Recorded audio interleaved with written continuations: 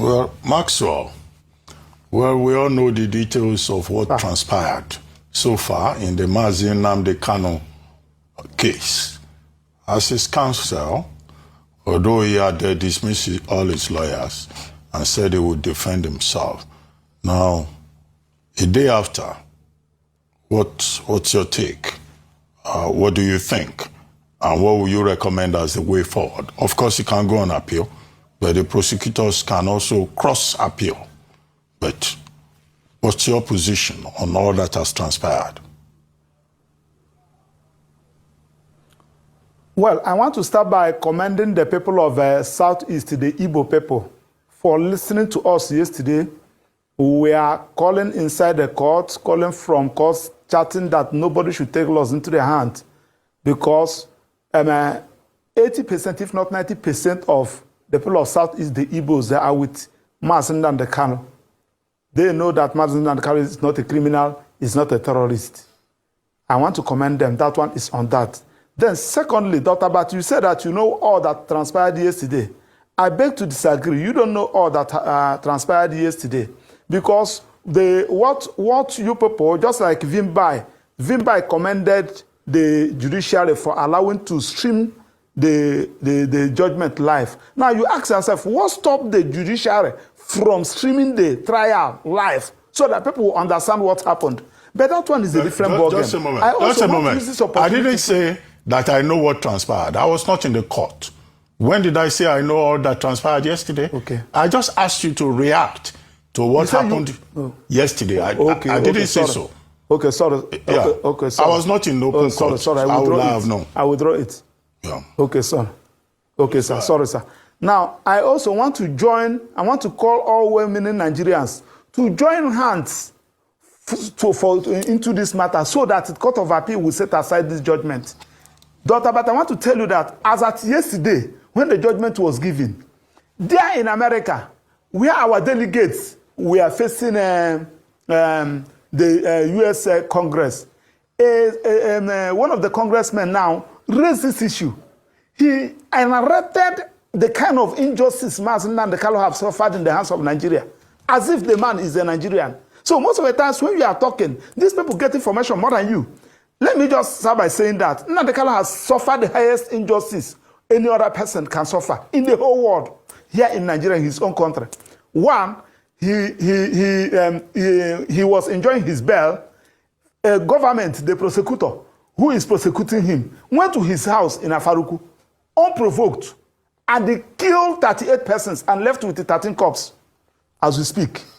As we are talking about, as a result of that, he lost the parents. Now, as if that one is not enough, Mazi Nnamdi Kanu ran away and deposed affidavits from Israel. My Lord, I'm in Israel. Look at the circumstances that made me to run away. The affidavits who have it is in the court file. Please, if my Lord can guarantee my security, I will come back to face my trial. While that one was on, he was unlawfully brought back to Nigeria here. And the United Nations, through their special rapporteur, gave a decision saying that Mazi Nnamdi Kanu never is not a terrorist. Mazi Nnamdi Kanu never jumped bail. That as a matter of urgency, that Nigeria should release Mazi Nnamdi Kanu. They refused that judgment. Federal High Court in Umuahia look at all the whole matters we filed, and they said that Mazi Nnamdi Kanu should be released, and that federal government should pay Mazi Nnamdi Kanu 50 billion naira. As we speak to you, the federal government has not complied with that judgment. The same thing applied to Enugu High Court and what have you. I'm not talking about that of Kenya. Coming back to Nigeria here, we continue with the trial. Then Court of Appeal unanimously discharged Mazi Nnamdi Kanu, and they said that no court should try Mazi Nnamdi Kanu. Federal government refused to comply with that order, and they kept Mazi Nnamdi Kanu unlawfully for 9 days before they now file what they call a motion for stay in a criminal matter, the first in history. Now, when they filed the motion for stay, the matter gets to Supreme Court. Supreme Court, in looking at all these things, Supreme Court made an decision. One, that Mazi Nnamdi Kanu never jumped bail. The court ought not have revoked his bail. And they condemned the attitude of military, sending Operation Python dance in his house and massacred many people there. All right. And they directed the Federal High Court. Let me finish. Let me make this submission. And they refer the matter back to Federal High Court to continue with the trial, with the intention that the matter will continue with the Honorable Justice Binta Nyako's court. So when we get there, Binta Nyako now recused himself. The matter now get back to Justice Omotosho. Mazi Nnamdi Kanu took a fresh plea. That plea Mazi Nnamdi Kanu took before Justice Binta Nyako is no longer effective. He now took a plea, a fresh plea, in a fresh court, starting de novo. Okay. Now that was where the issue of repeal law comes in. Okay. Okay. All right, thank you very much for breaking it down for us this morning. Now, you said as part of your statement that a significant number of people in the Southeast are sympathetic at best to the plight of Nnamdi Kanu. Now, in the interest of public peace and in the interest of national security, how should this matter be managed, pending when the next decision, whether to appeal or not, will be taken by Nnamdi Kanu? I say this because I believe that at the end of the day, what we want is to ensure that we don't further incite people to aggression or to violence, and that we are able to have some peace in the Southeast. Also, I'd like you to comment on the situation of the sit-at-home order. In terms of that regard, would you ask that people return, or we are hopeful that we will see an end to this Monday sit-at-home order in the Southeast? Well, I want to start by saying that the issue of sit-at-home, some people took advantage of Mazi Nnamdi Kanu's incommunicado and be issuing unnecessary order. When this issue started, Mazi Nnamdi Kanu personally sent me to Europe to go and talk to Simon Ekpa that he should stop this sit-at-home. I think either in this studio or in another studio, where we also issue that whatever thing that you are doing, Nnamdi Kanu is not a party to it. Lucky enough, one day, the DSSS allowed Nnamdi Kanu to speak from the court. Nnamdi Kanu also made it very clear to everybody. That one is on that. Now, back to your question. The best way to handle this thing is for Court of Appeal to set aside this most embarrassing judgment aside and allow Mazi Nnamdi Kanu to continue with his agitation. And let federal government now call him. My brother, why are you agitating? So that, one, because yesterday, in the judgment, you are comparing Mazi Nnamdi Kanu's agitation with Boko Haram. Somebody that told you that, look at what I am fighting for. Look at what I'm fighting for. Instead of you to call the person, what is the problem? How do we feel that we can resolve this thing? I'll tell you, this is what gave rise to this agitation, this is what gave rise to this agitation. Then you address it. The agitation will just die naturally. Now, why the judgment yesterday is because Mazi Nnamdi Kanu is an Igbo. Yes, it's because Mazi Nnamdi Kanu is an Igbo. You can't do it to any other tribe in Nigeria. No, Maxwell. I want to Maxwell? Prove it. Yes, Maxwell? I want to prove it. Yes. I want to prove it. No, I want to just say, wait, hold on. I want to say that it's important that we're able to not incite any form of aggression based on this assertion. So except you're able to prove beyond reasonable doubt, please don't make such assertions. We won't want to entertain that on the show, please. I think it's important that if you would make such an assertion, you have to be able to... I withdraw it. Thank you. I withdraw it. Thank you. I withdraw it. Oh, all right. Now, but people... Okay, I'll let you land. Please, go ahead, Mr. Opara. Go ahead. So what the point... the best way to handle this matter as it stands now is for Court of Appeal to look at all the whole matters we file, which Mazi Nnamdi Kanu also file stay of proceedings. Say, my Lord, please, these issues I took to Court of Appeal, they are fundamental issues. Please allow Court of Appeal to give directives on how to go about it.